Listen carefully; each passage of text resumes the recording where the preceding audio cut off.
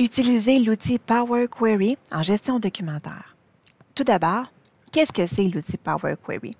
En fait, avec Power Query, vous pouvez importer ou vous connecter à des données externes et mettre en forme ces données. Par exemple, supprimer une colonne, modifier un type de données ou fusionner des tables de manière à répondre à vos besoins. Ensuite, vous pouvez charger votre requête dans Excel, parce que oui, c'est une requête, pour créer des graphiques et des rapports. Et régulièrement, vous pouvez actualiser les données pour les mettre à jour. Pour utiliser Power Query, on a 4 phases à utiliser.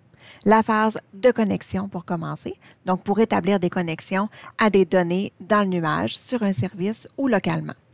Ensuite, on va transformer, donc on va pouvoir mettre en forme les données pour répondre à nos besoins. Et ensuite, on va pouvoir combiner. Donc, on va intégrer des données qui proviennent de plusieurs sources pour obtenir une vue unique dans nos données.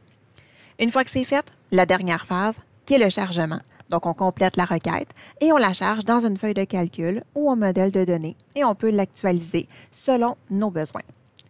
Pourquoi est-ce qu'on utiliserait Power Query en gestion documentaire? En fait, on va utiliser Power Query en gestion documentaire pour afficher le chemin de nos fichiers qu'on ne peut pas voir en regardant simplement l'arborescence dans l'explorateur de fichiers. Je vous montre un exemple. Juste ici, je suis dans mon arborescence et en fait, si je clique pour développer mon arborescence, bien, je peux voir mes dossiers, mais je ne peux pas voir où sont classés mes fichiers. Mais pour voir où sont classés mes fichiers, c'est là que l'outil Power Query va entrer en jeu. On va pouvoir exporter toute notre arborescence de notre dossier principal et on va pouvoir repérer facilement l'emplacement de nos fichiers. Alors, je vous montre tout de suite comment on fait donc pour utiliser Power Query. Alors, premièrement, on doit lancer un nouveau classeur Excel. Une fois que c'est fait, on va cliquer sur l'onglet Données et ensuite, dans le groupe Récupérer et transformer des données, on va cliquer sur la petite flèche de Obtenir des données et là, on va sélectionner à partir d'un fichier et ensuite, on va aller chercher à partir d'un dossier. Dans la boîte de dialogue Parcourir qui va s'afficher, mais c'est là qu'on va aller sélectionner tout simplement notre arborescence. Donc, moi, mon arborescence, elle est enregistrée ici. Alors, je vais juste sélectionner mon dossier principal qui est pour moi Laboratoire Générix et je vais cliquer sur le bouton Ouvrir. Ensuite, là, je vais avoir l'outil Power Query qui va se connecter. Donc, on va voir ça ici. Alors, donc, on voit le chemin, donc où est classé mon dossier.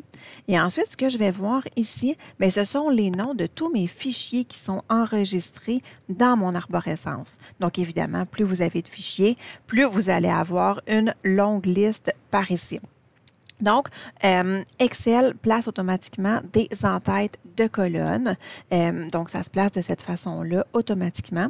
Si on veut les changer, vous pourriez cliquer sur l'option « Transformer les données » et là, vous auriez accès donc à plusieurs possibilités de modification. Donc, vous pouvez supprimer des colonnes, modifier les entêtes de colonnes. Vous pourriez avoir accès donc à plusieurs options. Si ce que vous avez ici vous convient, on clique tout simplement sur le bouton « Charger ». Et vous allez voir donc ce qui va s'afficher tout simplement ici. Donc, j'ai un tableau qui s'affiche. Ma feuille a été renommée automatiquement. Et là, je vois les informations selon pour ma requête, donc de laboratoire générique. Je peux la fermer ici, donc fermer le petit volet de requête et de connexion.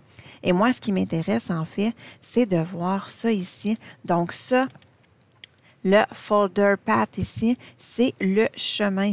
Donc, où est-ce que mon fichier est classé? Bien, il est classé dans laboratoire. Ensuite, j'ai toute mon arborescence qui est ici. Donc, je peux la retrouver facilement en ayant accès à cette petite option-là. Alors, voilà, c'est comme ça qu'on peut utiliser l'outil Power Query en gestion documentaire.